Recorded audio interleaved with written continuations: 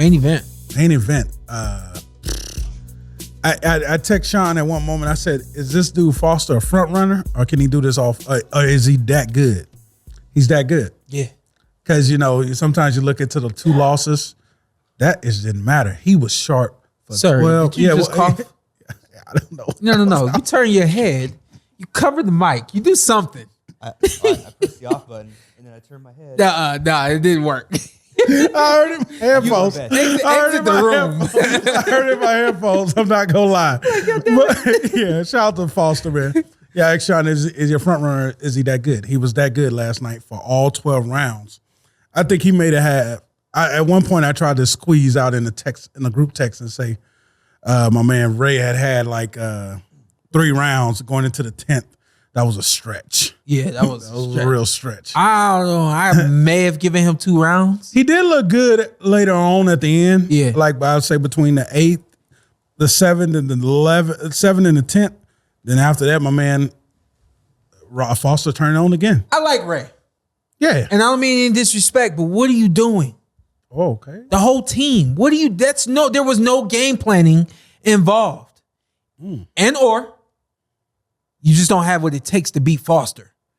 Because you should have known that he has one defense, Foster. Ray said he ran all night. No. Okay. No. Ray said. Because you should have known that this man is, you throw 3 punches, he's going straight back off of 3 punches. Rewatch the fight. 3 punches come at Foster, he goes straight back. And then he'll turn. But he'll turn if you force him to turn. He's a mover. They should have known that. They should have known that 3 punches was not going to get you success against Foster. It's going to have to be 5-punch combinations. It's going to have to be some serious aggression. It's going to be roughing this dude up and not allowing him to be comfortable. But he couldn't catch him. Foster was slick. Yeah. Foster was very slick, but Ray didn't. And this is why I said, you said, hey, is Foster a front runner? I said, no, he's not a front runner. He's going to finish this fight as long as there's no resistance. Mm-hmm. If you give him some resistance, if you make him feel your pressure, then you have a possibility of him folding. But number one, Foster was 100%. Look at him right there, 100% in his zone last night. And then Ray didn't do anything to get him out of his zone. Yeah, Ray didn't change him. That he was trying to be on the jab. Yeah, it was a little slow to the draw. Yeah, getting countered. Yeah, my man was slipping. It was just like I say, it was moments where I seen like Foster slow down a second, but it ticked right back up. Yeah, it ticked right back up, and just Ray got outclassed last night. And it's interesting for Foster because when you're so consistent at what you do well, when you feel yourself slow down mentally, it's like, hold up, can't do that. Yeah, I've been there before. Yeah, don't forget he's got 2 losses. Yeah, I've been there before, and it's like okay. In the moment where it matters the most, he wasn't going to allow nothing to slip. So yeah, I saw a few times where he started to slow down, or he started to kind of like settle in, and then he was like, no, I got to stay on this all night. 100% shout out to Foster for that performance. Yeah. Great performance. I've seen him fight before. I knew that he had that in him, but I thought that Ray was going to come with more than what Ray came with. Yeah, I thought Ray would be a better than. But I thought he was. Maybe I held Ray at a higher standard from the Mark fight. They asked Abner at one point, "What would you do different?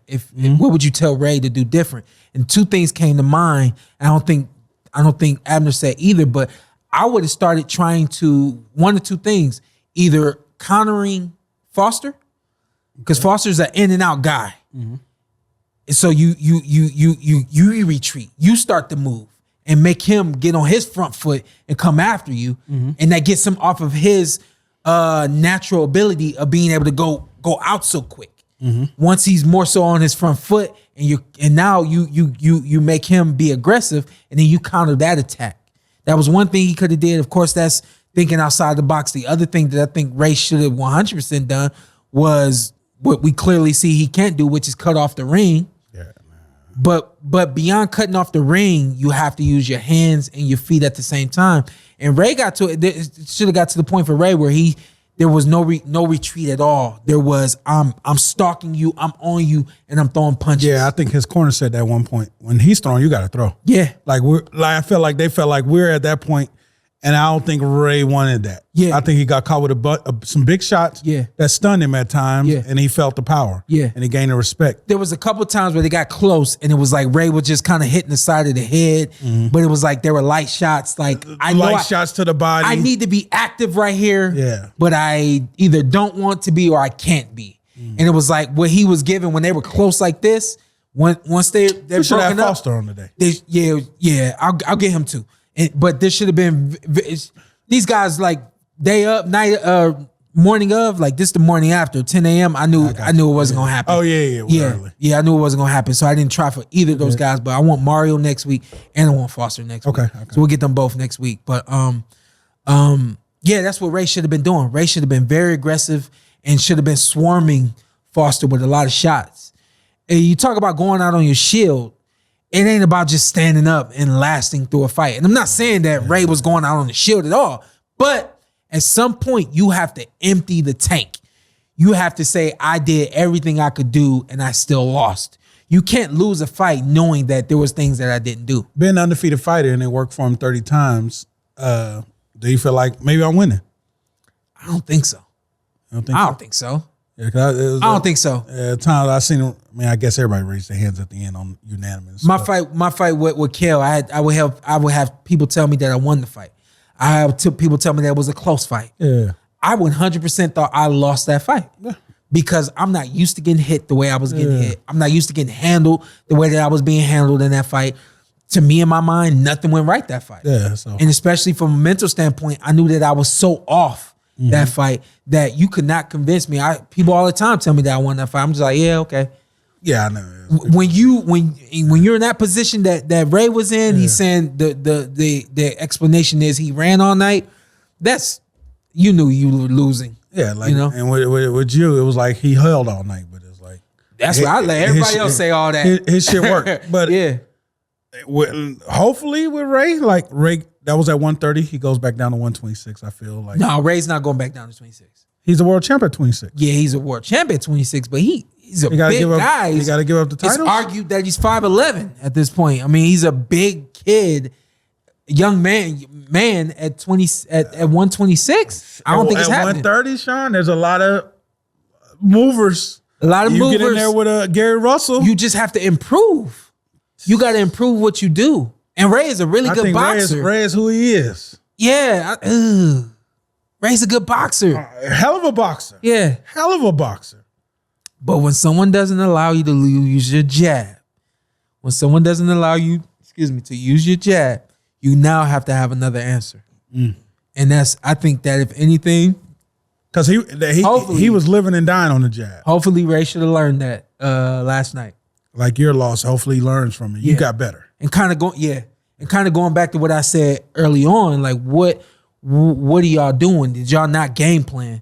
Because y'all should have known that Foster was going to be mostly out and countering with that overhand slick overhand that he's got, very fast, a shorter guy with long arms, but with a lot of speed, and it just offsets that size advantage that you would expect Rey to have. What advantage? Yeah, like it's like the speed that Foster has.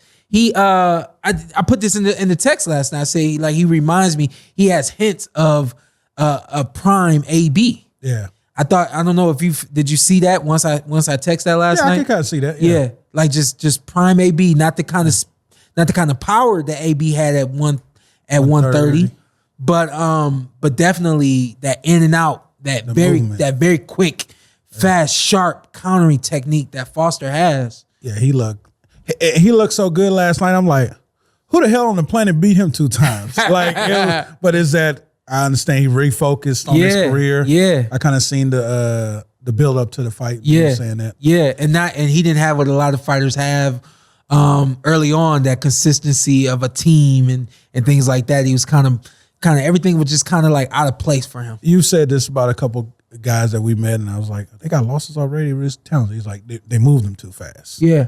And I don't know if they moved him too fast, but I do know that if you're moving at the rate that you're moving at, but you don't have the support, the everything that comes with being elite, then once you get put in certain positions, you just aren't ready. You don't know. And shout out to what was his name? Robert Easter in the crowd last night. Hey, he been sparring with. Sean thought Regis Progress was Robert Easter. I don't know what happened. I don't know what that was. It was a glare. I told you it was a glare. Y'all see? It was a glare. I don't know. But that's why I put it in the text. I was like, is that Robert Easter out there? It wasn't. It was Regis. Sean. It was a glare at one point. But it's just the sparring. He's been getting in sparring with Regis. Yeah. Like, that's elite sparring. Yeah. So, yeah, he's seeing great fighters. And, man, just hopefully, I'm excited to see the guy. The world champion now at 130. First time seeing him fight? First time seeing him fight. First time. If I probably seen him before, I wasn't 100% sure.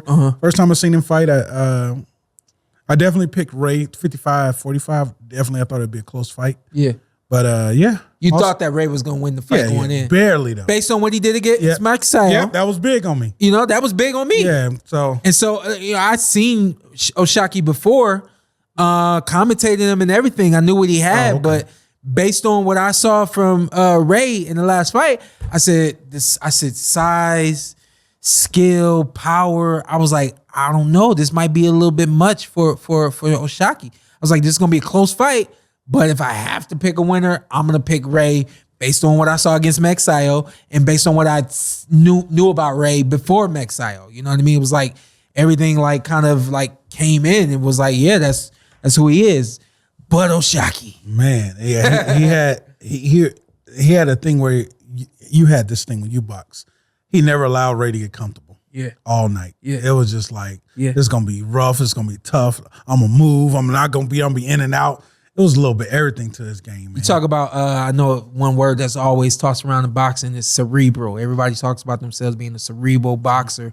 You can see the cerebral in O'Shaquie in terms of that talent, the cerebral talent in O'Shaquie, in the sense that he's smiling at Rey. Rey's coming at him, and he's looking at Rey. He knows mentally, I have to stay locked in, and I gotta let this guy know that nothing's bothering me. Nothing can touch me, can hurt me. You know what I mean? So from a cerebral standpoint, you can see how comfortable, how confident, and just how in tune with the fight O'Shaquie was.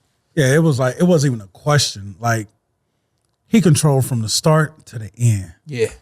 He may have had a couple times where he dipped down, but besides that, and at this point, you know what I'm always asking for? Do your thing. Future fights. He's the world champ now. As was that super featherweight? Featherweight, whatever it is. Super featherweight. I would love a Gary Russell fight. With O'Shaquie. Love. That's a big fight. I do. I think it's time for Gary to move up from 26 to 30. He's at 26, right? Yeah, it's just, he's been there. Yeah, he's been there a while because he's marked there at 126. Yeah. It's time for Gary to move up. And I know people like, well, he lost his last fight. I don't care. It's Gary Russell Jr. Okay, he's a world title fight. Yeah. And he didn't lose. Yeah, I felt like again. All respect to Mexio, but he didn't lose that fight. Yeah, it's just, I feel like he deserves a world title fight, and come back. I have no problem. Art put him in there with Rey, and then put him up in there with Foster.